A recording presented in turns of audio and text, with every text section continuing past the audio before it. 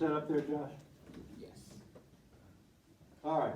I think I can see everybody. It's kind of fuzzy here with my face shield. As Dr. Briggs mentioned, my background is over 30 plus years of coaching, particularly high school soccer, but I've coached, believe it or not, girls softball, golf, baseball, basketball, and mostly at the Christian school level. I did some college coaching. I helped here way back, I don't know, 7 or 8 years ago. I was a volunteer assistant coach with a men's soccer team for 3 or 4 years.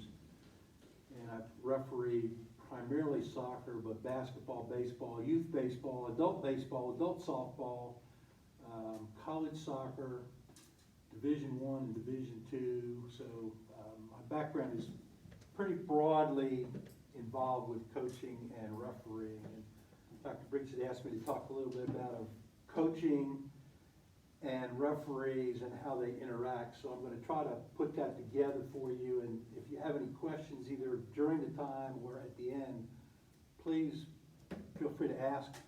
I can run rabbit trails all day long, so it won't bother me. Philosophy of coaching. As a coach, and most of you are moving in that direction in terms of coaching, it's important to have, I believe, a consistent philosophy of coaching. Every coach is slightly different. Every coach does things a little bit differently. But I think the hardest thing for a player on players is if a coach changes his strategy and philosophy year after year after year, trying to figure out what it is. So it's important to begin to develop that and say, here's where I'm headed, here's what I want to accomplish, and here's how I'm going to do it. How you might do it could change a little bit depending on the level that the team is, the level of players on your team, and those kinds of things. But the philosophy, I think, stays consistent, or should stay consistent. Obviously, coaches teach players skills. At the lowest levels, it's much more focused on skills. At the highest levels, like a D1 level, most of those players have been recruited because they can play. So it's not so much teaching them skills, but it's teaching them better concepts of the game. That's the second point, is concepts of the game. How do we play this game, whatever the sport is? And that's part of your philosophy. Every coach is going to play the game a little bit different. My background is primarily soccer coaching, and I lean towards English-style soccer with a lot of long ball play, quick turnaround. That's my style. It's not necessarily the only style or even maybe the best style, but it's my style. And so I teach my players those kinds of skills and those kinds of concepts that I want because I think it's effective, particularly at the high school level. Probably effective at the college level too if you have those kinds of players. And again, if you're recruiting players, you need to recruit all the players that fit your style. If you have some that fit this style and some that fit this style and a few over here, you're going to have a hard time melding them together into a cohesive unit. Whatever the sport is, it doesn't matter. So at the college level, when you're recruiting, you need to know your philosophy. So skills, concept of the game. I believe as a Christian coach, concepts of life, in other words, Christian and biblical worldview principles that you need to instill in your players every day at practice. Here's why we're here. Here's what I expect you to do. Here's the kinds of things you can do in terms of treating the other players with respect, treating them in biblical principles, treating the opponents with respect. Yes, it's competitive, and I'm highly competitive. I like to win, but I also want to do it in the right way. I want my players to respect their opponents, but score more points than they. You know, and so that comes down to developing a good attitude of why do we play the game? Is it win at all costs? A Vince Lombardi viewpoint? You know, winning's not the thing, it's the only thing type of thing. You know, no matter what you do, it's predicated on winning. I don't believe in that philosophy. I believe we play hard, we train hard, we practice hard, we prepare well in order to be successful, and that usually means winning the game. And I like to do that. I don't like losing. I grew up in a high school basketball program that in 2 years we lost 4 games and won 50 games. So I grew up in a situation that I was used to winning, and yeah, we still had a very biblical viewpoint on how we played the game, because we, as a Christian school, we had a Christian coach, obviously, that instilled that in our team. So skills, concept of the game, concepts of life, which is Christian principles, and attitudes. And attitudes spill over into just general, everyday life. The way the players think on the field should be the way they think off the field. So, outcomes. I'm big on outcomes, but the 2 basic outcomes that I teach my players, have for years, are not necessarily in competition with each other. You have physical outcomes, in other words, you win the game. So you play well, you prepare well, and you accept the outcome. Because there are times that you probably should not win the game. There are other times that maybe you should win the game and you don't. Either way, you have to accept the outcome and say the other team did a good job, and we treat them as respectfully, and we treat them as human beings that are competing just like we are. So the physical game is something that you strive to be successful in. Sometimes you can't because the opponent's better. Sometimes you make a major mistake that costs you the game. Sometimes you just didn't practice well the 2 or 3 days before practice, before the game, and you're not ready. The other aspect is the spiritual aspect of the competition, and I believe you can always win that. If you're focused on biblical principles and you're focused on doing what you're supposed to do, you can always walk off the field and say, I treated the opponents well, I was careful in my conduct, I acted well, and I'm not necessarily happy with the outcome, but I won the spiritual game because I did what I was expected to do. I played to my best to please the Lord, and the outcome is in His hand, and I believe that. You know, there's opportunities to learn from losses. Some of you have been there. You learn more sometimes from losing than you do from winning. And part of my philosophy, the physical game is something we work really, really hard to prepare for. Personally, my philosophy is when you're at practice, you're at practice. There is nothing else. We're going to practice. When practice is over, then you can go to do something else that you want to do or need to do. But I don't want any frivolous talk while we're practicing. I don't want any horsing around. I don't want any goofing off necessarily when we're practicing, because we can't prepare well if you're not focused. Once it's over, it's not a 24/7 job. You know, at least I don't think it is. I mean, there's other things in life besides the game and the practice. So winning at all costs is not a philosophy that's going to be very successful for most people long term.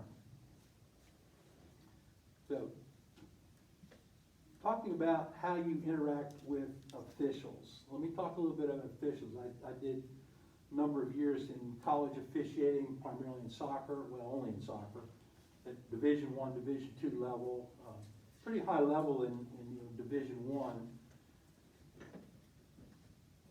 I did high school in 5 different states, members of associations. So let me tell you a couple things that I've observed with officials. Typically, at least the ones that I work with, we had training. We knew what we were supposed to do. We knew how it was supposed to be done.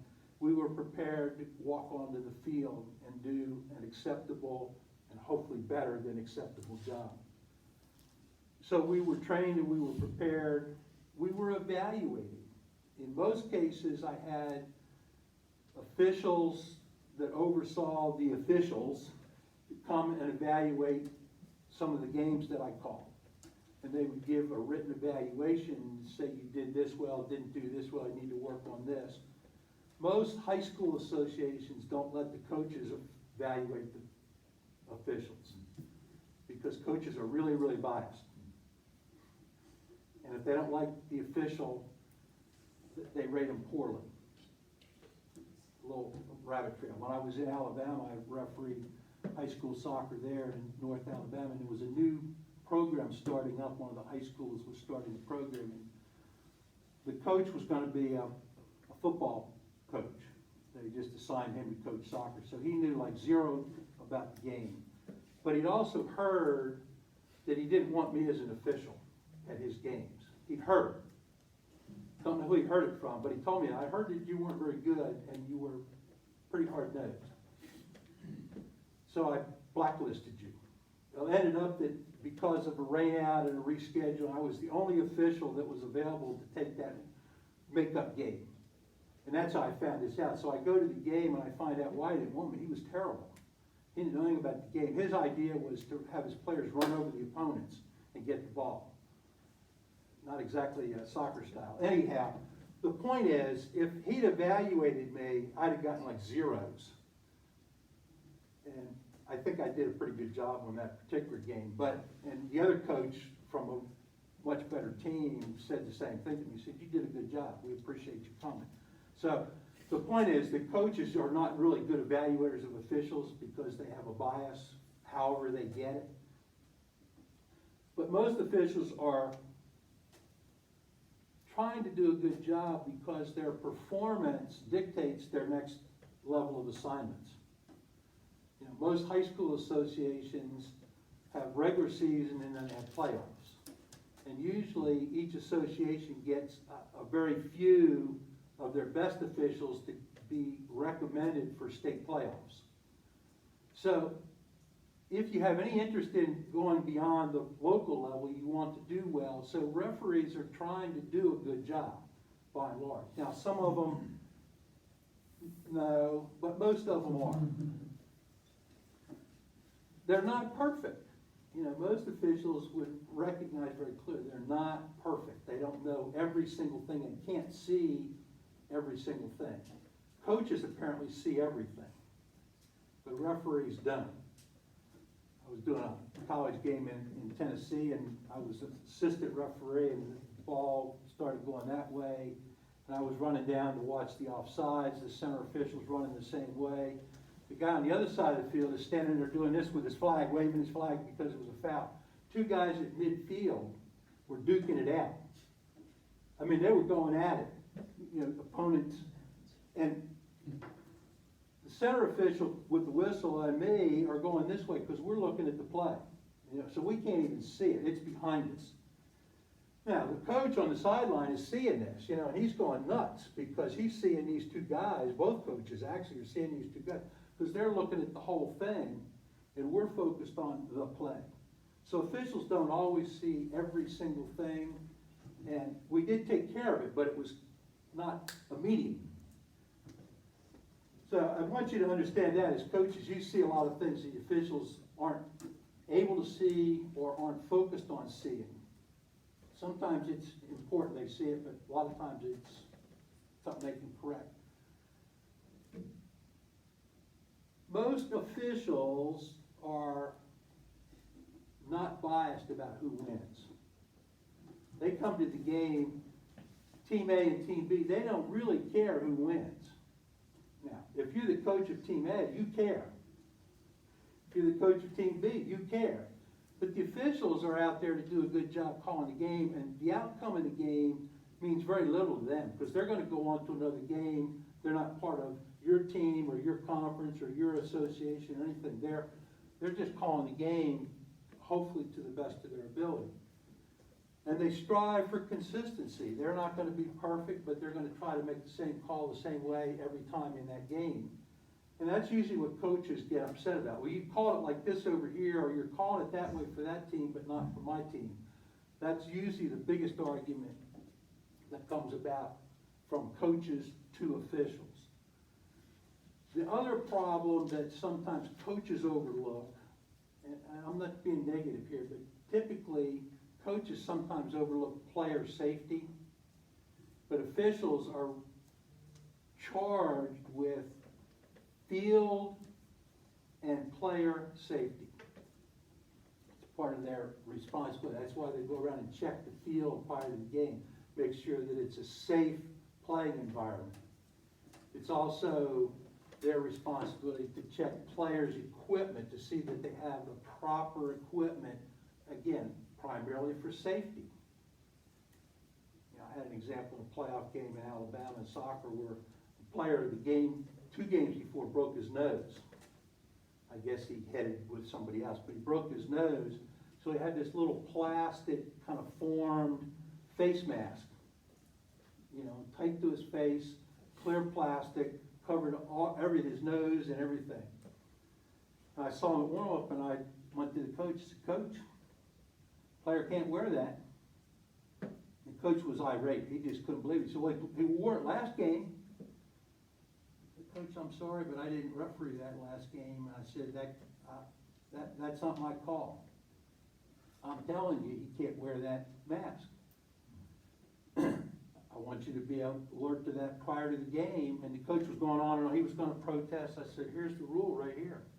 He can't wear any kind of face protection or head protection other than the goalkeeper." He was irate. He was going to protest the game, and I said, "Coach, I don't really care." I said, I'm charged with keeping players safe and making sure the field's safe to play. And once I step on the field, I'm in charge." Now, I was a little hard-nosed there, and he finally decided that I was not going to relent, and I wasn't going to let the player play with the mask. So the player played without his mask. You know, now, I don't have any decision there. I mean, if he breaks his nose again, that's not on me, that's on the coach, because that's not my responsibility. But mine is, if he wears a mask and heads another player and breaks that player's nose or cuts them dramatically in the face because he's got this plastic shield, then I'm in trouble because I let it happen. So sometimes referees can take direct action to protect the safety of players. Now, what about coaches? How do you interact with an official and not create problems? As I said already, coaches are focused on their team, and they're focused on doing what's best for their team in order to be successful. So that's the focus, and if you haven't coached yet, you'll figure that out pretty quickly. Your whole game day focus is on, what can I do to make my team more successful? Hopefully it's all legal. That's what we would hope for. So how do you interact with an official, and what's good and what's bad? So number one, what's bad? The things that officials don't like and that creates a real problem for them, and they turn negative towards the coaches very quickly, is any kind of public challenge to their authority. Now, when I mean public, it's so that other people can see or hear it. And I've had lots of coaches challenge my calls publicly. You know, they yell out from the sideline, or, you know, everybody can hear them. I'm thinking, Coach, you don't even know what the rule is, and you're challenging me. I don't like that. So what do? Well, I try to be unbiased, but guess what? Because we're humans and human nature gets involved, there begins to develop a bias against that team and that coach. You know, the idea is, I'll show him, I'll make more calls against his players. I mean, they'll be legitimate, but I'll be harsher on how I let the play go on or not go on. So a coach can affect how an official is going to call the game against their team simply by publicly challenging the authority of the official. The other thing that I really get upset about, and it bothers me as an official, is when coaches, particularly coaches, because they're in charge of the team, challenge my call or my decision based on ignorance. In other words, they don't know. Like my example earlier, the coach didn't even know the rule about face masks. You know, I mean, I don't know what he thought was gonna happen when I came to the field and the kid's wearing the face mask. I'm thinking, I know what the rule book says. And I'm not letting the player overtly and clearly violate the rule. The coach should know that and not challenge the authority of the official through ignorance.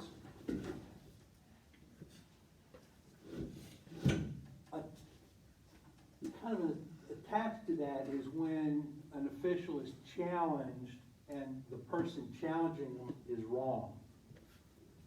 You know, I mean, particularly in interpretation calls. I mean, there's generally an acceptable interpretation and there's something outside of that. But usually, if I'm challenged as an official and I know my interpretation right and I know the rule and I know I've done it right, and a coach is calling me into question publicly, yelling out at me that was a bad call, dumb call, stupid call, I'm thinking, Coach, you're ignorant.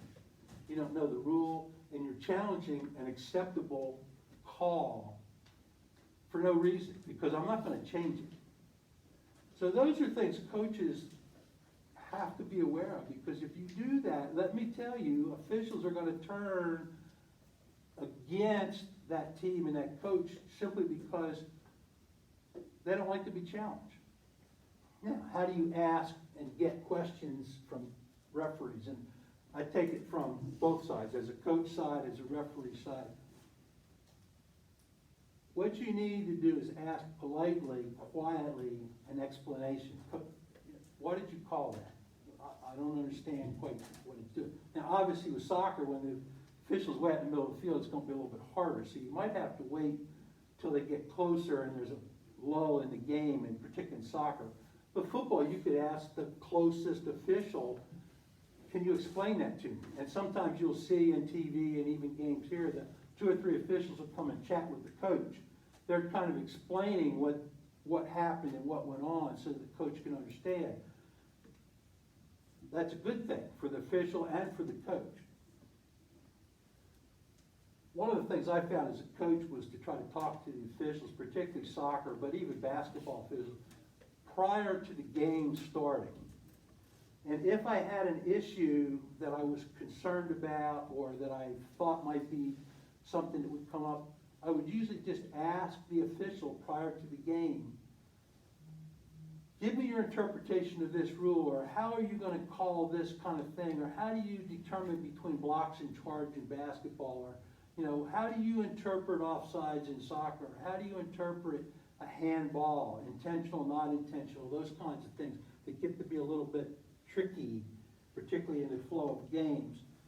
I might even ask a hypothetical question. I make it up, you know. If this were to happen, how do you call it? So I get an idea of the mentality of the official, you know, and whether they're, for lack of a better word, strict constructionists, in other words, they know what the rule is and they're going to call it that way every single time.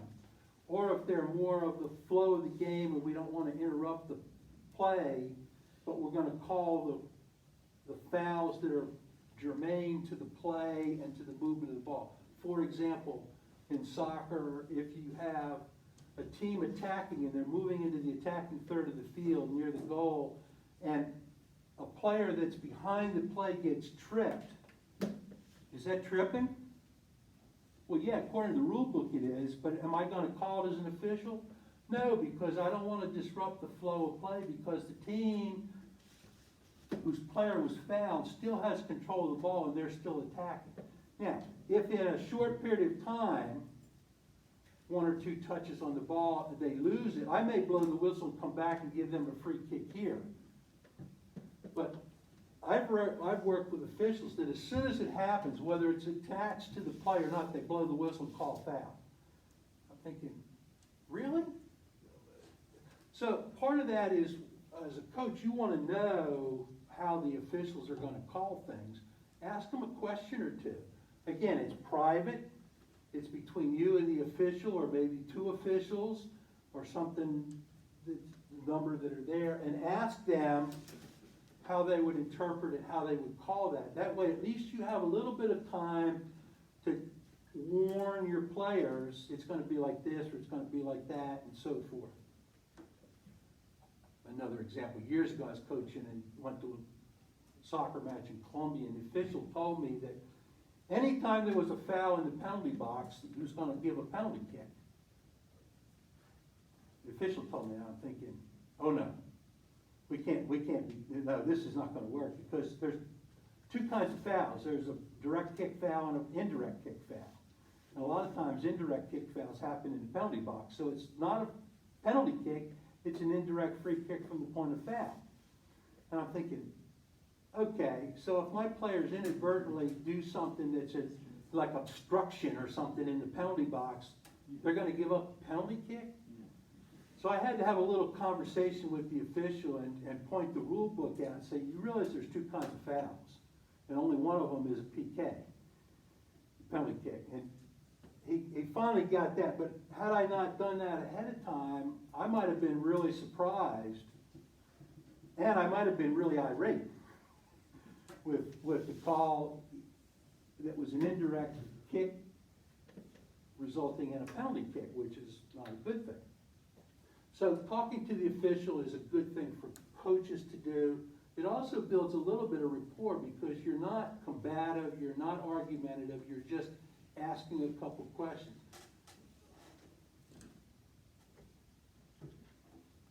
Kind of a tip here. What I tried to do as a coach was ask some non-threatening, easy softball type questions first that anybody could have answered.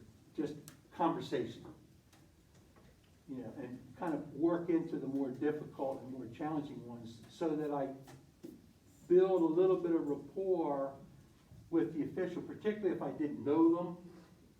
You know, if you coach in the same area, you're going to end up with the same officials more than one time, probably in a season. So you get to know them. And if you do it year after year, you get to know some of the better officials, and you talk with them and chit-chat with them a little bit.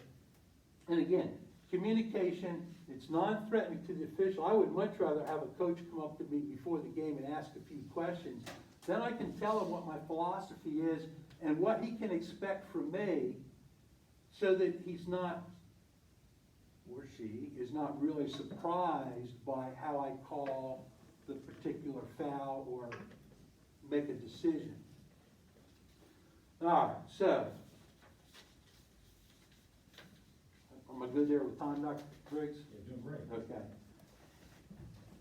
Keep in mind that coaches care deeply about the outcome of the game. You know, that's their job. They want to prepare their teams well. They want to be successful. Referees have very little feeling about the outcome of the game. They just want to do their job well. So, different focuses. And when they start crossing over, then you get problems. If official has a super bias, that could be a problem for the team, particularly the team that he's biased against. Occasionally that'll happen. Normally in conference and playoff games, they try to get officials that are pretty far removed. I know South Carolina High School League for referees. If you graduated from the high school, or you have any family members that go to the high school, or if you teach at the high school, you can't referee their games. That's kind of their, situation. In the college ranks, the same thing. If you went to the college or played for a college, you can't referee their games. Now, that's a little bit different because it's more widespread, but still, they try to keep the bias away. Because if I'm refereeing my high school or my college team, certainly I'm going to be biased. I mean, that makes, even if I'm unbiased, I'm still going to be biased because I want my team to do well, my former team. So, preparation for coaching and officiating, Dr. Briggs wanted me to mention this. Some things that you can do now as you're moving into your coaching career. You need to volunteer to coach or to help coach. So I listed this: volunteer for youth or high school team coaching jobs, assistants, volunteers. So the YMCA is a good place. The rec departments have programs. High schools sometimes will take an assistant coach, particularly if they're unpaid. Everybody likes unpaid coaches because they don't have to put any money out. Sometimes club teams will take, 2 or 3 volunteer coaches and so forth to help, because practices sometimes require more than 1 or 2 people, and you can begin to learn some things from other coaches and get some experience managing team players and so forth, and setting up drills and skill development. The same thing would be true if you have an opportunity to coach at any of these levels, coach a club team, even coach a high school team. Even if they don't pay you, it's good for a year or 2 to get it on your resume and say, well, I coached Eastside High School for 2 years, and, we won a state championship or something like that. Sorry about that. But those kinds of things are extremely valuable, particularly when you go to the next level. What's your experience? None. What's your experience? Well, I coached club team, I did youth, I did high school, I was varsity team for 2 years at the high school. I was unpaid, but I still coached and we did this. I'm much more interested in somebody like that because it demonstrates to me, if I'm hiring, that person, number one, has a real interest in the sport and has real life, feet on the ground type experience. And they're not going to be perfect. They don't know everything, but they're way ahead of the person who has no experience. So finding opportunities to just be involved, even as an assistant, at whatever level you can get into, is going to be of value. The same thing would be for refereeing, and refereeing is going to help you somewhat with coaching in a couple ways. One, it'll help you understand the rules better, and also it gives you a segue into coaching because, he's been refereeing youth soccer for 5 years.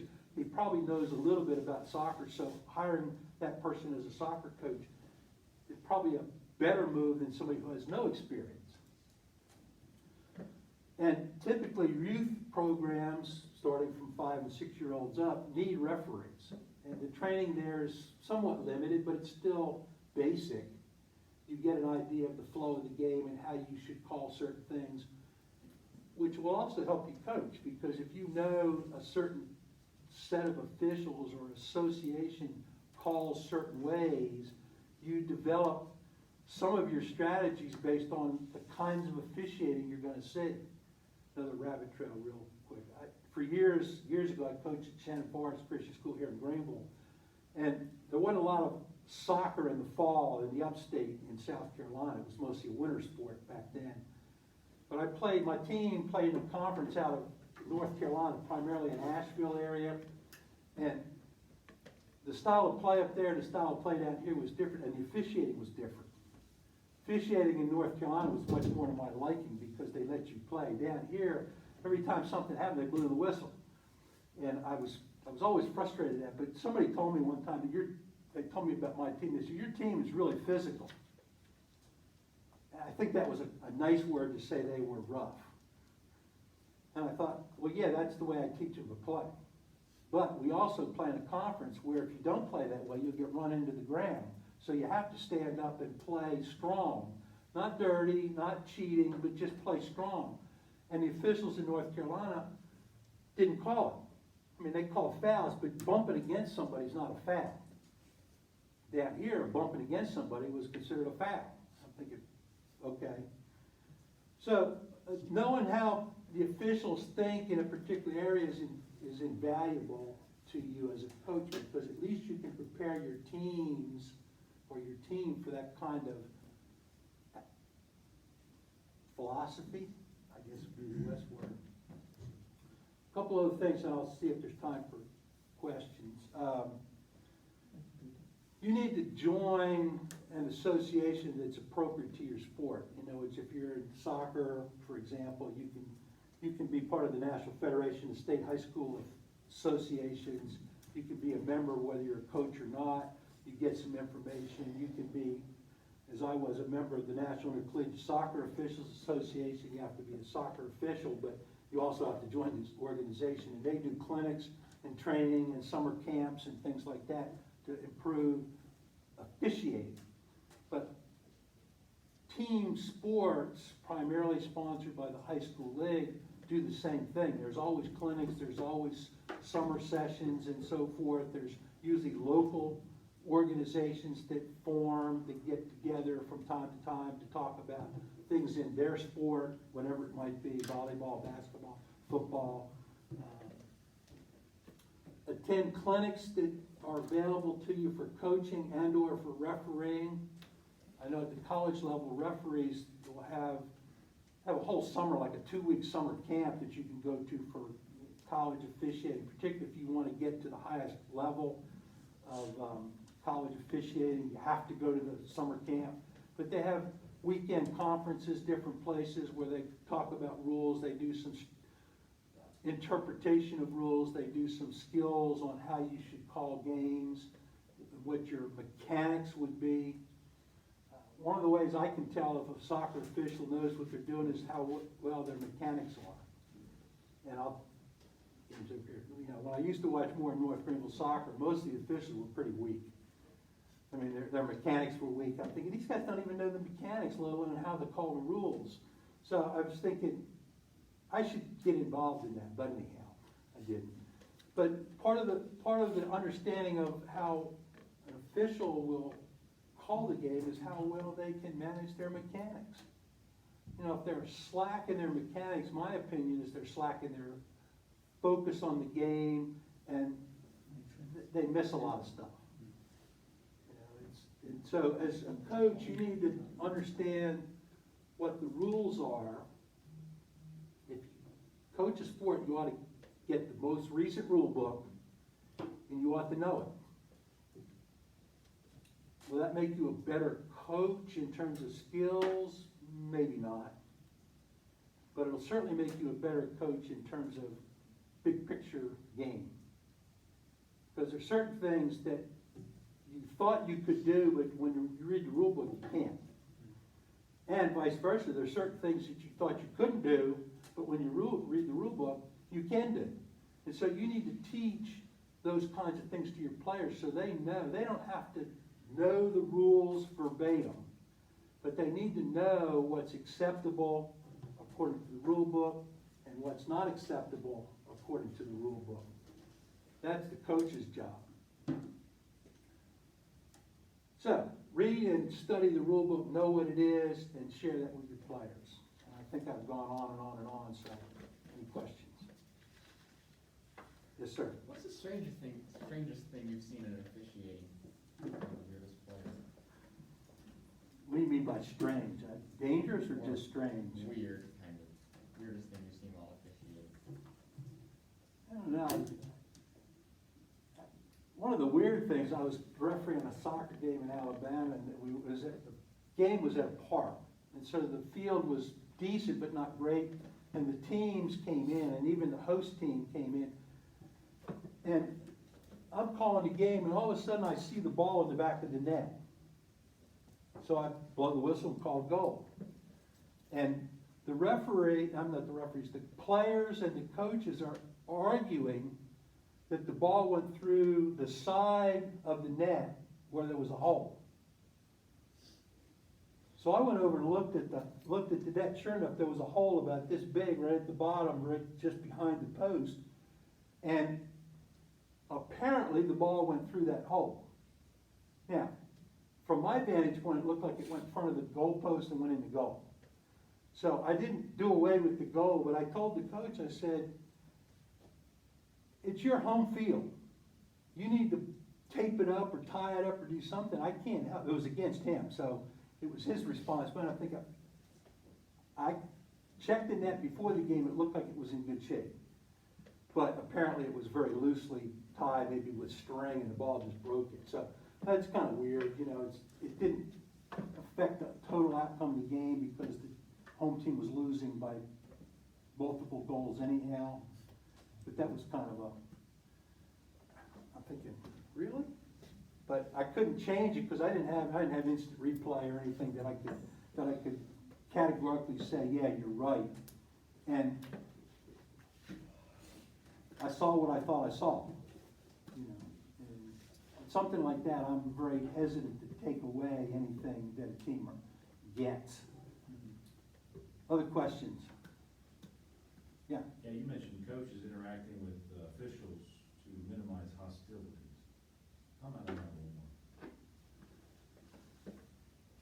Well, I think, from my perspective as an official, if I think that the coach knows the rules and is gonna be civil in their protest, I don't mind a coach yelling at me once in a while, you know, hey, you missed that, or, you know, what about this, or he's holding on to him when he shouldn't be.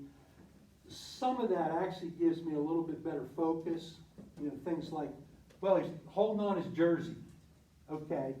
I'm not gonna go back and correct any call that might have been in the past, but I can at least focus myself a little bit more on just that player or other players actually holding on to jerseys or not. And is it impeding the play? And that goes back to what I said earlier. Sometimes the rule says you can't hold on to it, but you know, part of it is it really impeding play? You know, if I'm here, standing here with a headband, I'm holding on to the jersey and nothing's happening, I'm probably not gonna call it. But if I'm holding on to the jersey and the guy's trying to run away from me and the jersey's stretching out, I'm impeding his progress. Then I have to call it. The same thing with tripping and handballs and things. Does it affect the play in a dramatic way, or is it incidental? Does that help you? Yeah.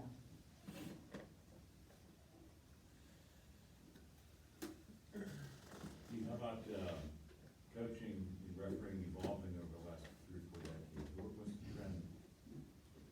Where's it going? Well, I think there's a combination of things. I think the fans are driving entertainment more, and so the officials are affected by what the fans think, particularly in big venues, you know, large D1 programs, professional sports where there's lots of people.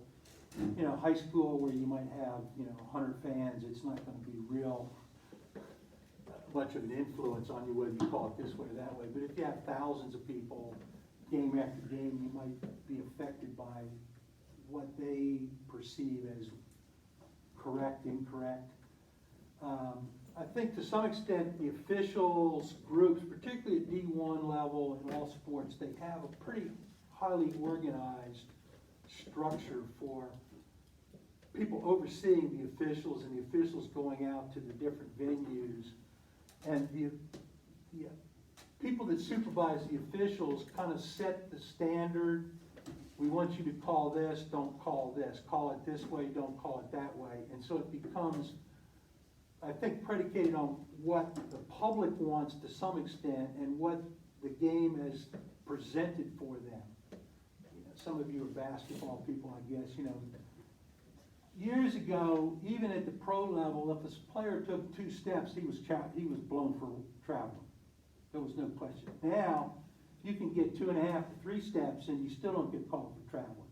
And the superstars get away with it more than the run-of-the-mill support players. Again, nobody wants to see LeBron James called for traveling when he takes 3 steps and dunks. They want to see the result. Now, even though he may have walked, the officials are overlooking that for whatever reason. Now, I'm opposed to it. I think if you get 2 step, that's all you get. But, you know, and the same with soccer to some extent. Some of the play has gotten to be a little bit more, I don't know, what shall I say, a little rougher maybe, you know. And, you know, some of the rule changes are good. Some of the rule changes should be made that people won't make. I'll speak to soccer. I think they ought to revise the offside rule somehow. They put in the VAR, which helps for goals and offsides, which is beneficial because it's basically replay. Slows the game down a little bit, but probably not a bad thing. Basketball, they have instant replay. They look at the monitor, see if he was fouled before the shot or after the shot, whether the 3-point line was violated by stepping on it or behind it. You know, so some of that's okay if it's done quickly, but some of it, you know, in football, it might take 2 minutes for them to review the play and come up with a decision. I mean, I want people to get it right, but you have to understand, players make mistakes, coaches make mistakes, officials make mistakes. It's part of the competition. You don't want anybody anywhere to make mistakes, but they did it. You know, how come touchdowns are scored in football? Well, sometimes a defender goes the wrong way or guards the wrong player, and the guy that scores the touchdown is wide open. That's a mistake. You know, the fans don't see it as a mistake, particularly if it's their team that scores, but it is a mistake. officials do the same thing, they make mistakes, they sometimes miss things because they're looking this way and the play happened over here. I've had that happen numerous times in soccer. Only been threatened twice, so I guess that's good in 30-some years of refereeing. Only had 2 people threaten me, and I survived, so that's good for me. Years ago, I was at jail, man, doing a game, and I had 2 kids that started duking it out, and I separated them, gave them both red cards, threw them out of the game, and some parent in the stands was irate, because I guess it was his son that got thrown out, I don't know. And the athletic director came to me and said, "Do you want me to walk you out?" And I said, "Well, I'll tell you what, I'm parked on this parking lot facing that way, and I can get to my car, truck, before he can get out of the stand, so keep an eye on him, but I think I'll be okay." And I was, but, you know. He was pretty adamant he was gonna get me after the game, but, you know, and that's an opinion. He thought I made a bad call and did something wrong, but I basically was probably pretty liberal. I should have thrown him out sooner, but, you know. Any other questions? I guess what I would reiterate is if you haven't done any coaching at all, you ought to get involved in some way, somehow, as quickly as you can, because it's good for your resume. It's good to say, I've done this, this, and this. Even if you help for 5 or 6 weeks, that's better than nothing. All right. Very good, thank you, Dr. Hopson. His evaluation will be up sometime this afternoon.